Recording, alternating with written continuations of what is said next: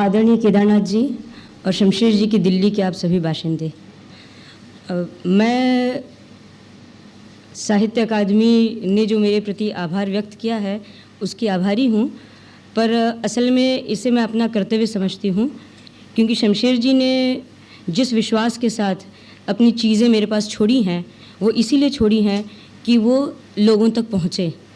इसलिए ये मेरे इस एक कर्तव्य का हिस्सा था जो मैंने किया, लेकिन उसके लिए भी जिस सौहार्द से आभार व्यक्त किया गया तो मुझे वाकई बड़ा अच्छा लगा। ये चित्र जो यहाँ पर प्रदर्शित हुए हैं उसका एक मकसद मैं अपने तय और भी समझती हूँ। यहाँ तो कुछ लगभग 70 के करीब चित्र हैं, उससे भी कम हैं, लेकिन शमशेर जी के 200 से भी अधिक चित्र और हैं। और जैसे कि यहाँ आप लोगों ने देखा होगा कि प्रेस के कागज़ों पर और पेस्टल और जिस हालत में वो बने हैं। शमशेर जी जब थे यानी सुरेंद्रनगर के दिनों में, तो उन्होंने शोभा से कहा था कि मेरी कुछ चीज़ें पड़ी हैं तुम्हारे यहाँ तो तुम ले आओ। तो उन्हीं दिनों शोभा ये चित्र उनके पास ले आई थी। तो ये अगर इतने सुरक्षित हैं तो उसका काफ़ी सारा श्रेय उनका भी है, क्योंकि वो उनके यहाँ उतने दिनों तक पड़े रहे। और यहाँ जब वो चित्र आए तो उनको तरतीब देने का काम धीरे धीरे शुरू हुआ, जिसमें कई लोग शामिल हुए, जिसमें रमन जी भी हैं, जिसमें जय भी हैं, जिसमें हमारे वहाँ के, क्योंकि एक प्रदर्शनी हम लोग वहाँ कर चुके हैं, तो गुजराती के कवि चित्रकार माधव रामानुज हैं, गुलाम मोहम्मद शेख हैं, वहाँ के म्यूज़ियम के डायरेक्टर डॉक्टर अंधारे हैं। इन सभी लोगों ने अपने अपने ढंग से इन चित्रों को यहाँ तक लाने में अपना हिस्सा दिया है। जैसे मैं एक गुजारिश करना चाहूँगी कि आप सब लोगों ने ये चित्र देखे, तो मैं चाहती हूँ कि आप सब लोग मेरी मदद करेंगे कि मैं इन चित्रों को सही अर्थों में इसको सुरक्षित रख सकूँ। तो अब ये है, दिल्ली में चूँकि चित्र आए हैं तो अब ये आप लोगों की भी जिम्मेदारी हो जाती है कि आप मेरी इस तरह से मदद करेंगे, क्योंकि आप लोग जानते हैं कि ये कोई बहुत सामान्य काम नहीं है, बहुत बड़ा काम है और जो मेरे अकेले के बस का काम नहीं है। तो ये तो थोड़ी सी प्रासंगिक बात हुई। फिर दो बातें मैं और कर दूं, और जो दो कविताएं मैं सुनाने वाली थी उसमें से एक ही सुनाऊंगी, क्योंकि एक कविता का समय मैंने अपनी बातों में ले लिया है। ये जो देश के एकाकी हाथ कविता जो है वो अपनी पार्किंसंस की बीमारी के दौरान उन्होंने रूप कंवर के सती होने की खबर को सुनने के बाद लिखी। वो उन दिनों कुछ लिखते नहीं थे, लेकिन मैं जा रही थी, उन्होंने कहा कि रंजना अभी बैठो और ये लिख लो तुम। तो शायद ये एकमात्र ऐसी कविता है जो उन्होंने लिखवाई है, तो ये उसका संदर्भ है। और बैल वाली जो बात है, असल में उसके साथ एक बड़ी अजीब बात हुई जो उन्होंने मुझको बताई थी कि कहीं पर उन्होंने कविता पाठ किया था इसका, और फिर किसी ने बाहर आकर उनसे कहा कि शमशेर जी आपने मेरी कविता चुरा ली है, ये कविता असल में मेरी है।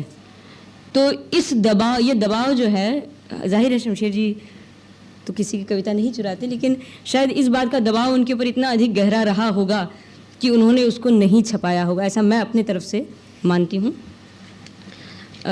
आज के इस कविता पाठ में मैंने दो कविताएं चुनी थी, फिर भी क्यों और आओ, क्योंकि इन दोनों कविताओं में वो जो संघर्ष है, एक प्रेम और प्राप्ति और अभाव का जो पूरा संघर्ष है, जो संघर्ष उनके लगभग सारे मॉडर्न चित्रों में हम देख सकते हैं, जो रेखाओं का जो फोर्स है उसमें, तो ये संघर्ष इन दो कविताओं में बहुत गहरा है।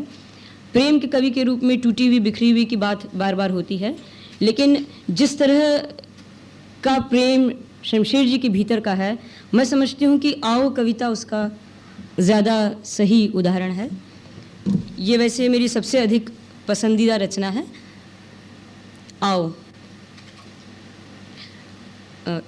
इसमें एक संदर्भ आता है ज़ाफ़रान का, और वैसे तो ये कहना बहुत ठीक नहीं है कि ये कविता इस पर लिखी है या उस पर लिखी है, लेकिन टीबी के मरीज़ों को क्योंकि ज़ाफ़रान केसर देते थे, और ये कविता लगभग शायद कहीं उसके भीतर पत्नी की मृत्यु की स्मृतियाँ रही होंगी, तो शायद इस अर्थ में ये पत्नी की मृत्यु के बाद लिखी हुई उनकी कविता है। यह हालांकि इस प्रकार का उसको टैली करना बहुत ख़राब चीज़ है, लेकिन फिर भी कविता।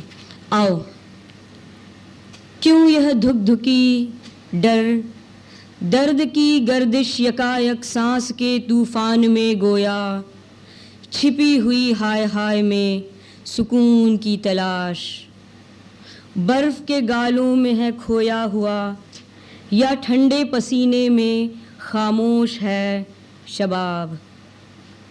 तैरती आती है बहार पाल गिराए हुए भीने गुलाब पीले गुलाब के, तैरती आती है बहार ख्वाब के दरिया में उफक से, जहाँ मौत के रंगीन पहाड़ हैं। ज़ाफ़रान जो हवा में है मिला हुआ सांस में भी है, मुंद गई पलकों में कोई सुबह जिसे खून के आसार कहेंगे, खो दिया है मैंने तुम्हें। कौन उधर है ये जिधर घाट की दीवार है, वह जल में समाती हुई चली गई है लहरों की बूंदों में।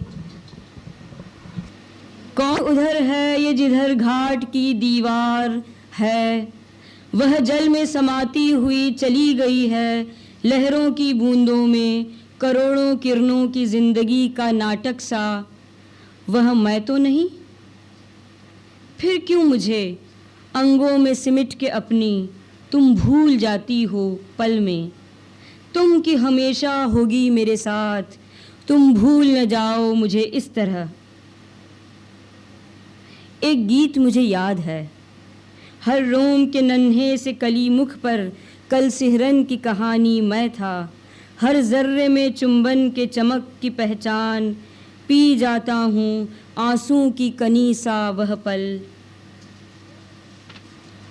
ओ मेरी बहार तू मुझको समझती है बहुत बहुत, तू जब मुझे यूं ही बिसरा देती है।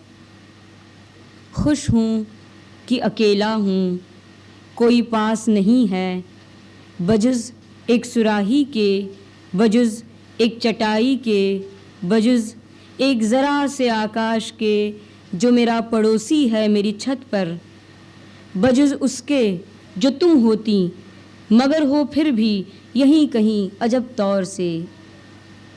तुम आओ अगर आना है, मेरे दीदों की वीरानी बसाओ, शेर में ही तुमको समाना है अगर ज़िंदगी में आओ, मुजस्सिम बहर तौर चली आओ। यहाँ और नहीं कोई कहीं भी, तुम ही होगी अगर आओ, तुम ही होगी अगर आओ, बहर तौर चली आओ अगर।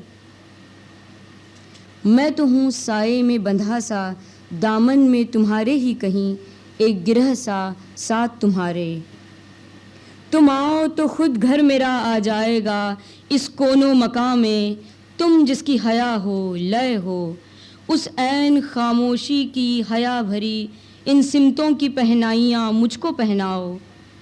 तुम मुझको इस अंदाज से अपनाओ जिसे दर्द की बेगाना रवि कहें, बादल की हंसी कहें, जिसे कोयल की तूफ़ान भरी सदियों की चीखें, कि जिसे हम तुम कहें। वह गीत तुम्हें भी तो याद होगा। रंजना जी को बहुत बहुत धन्यवाद।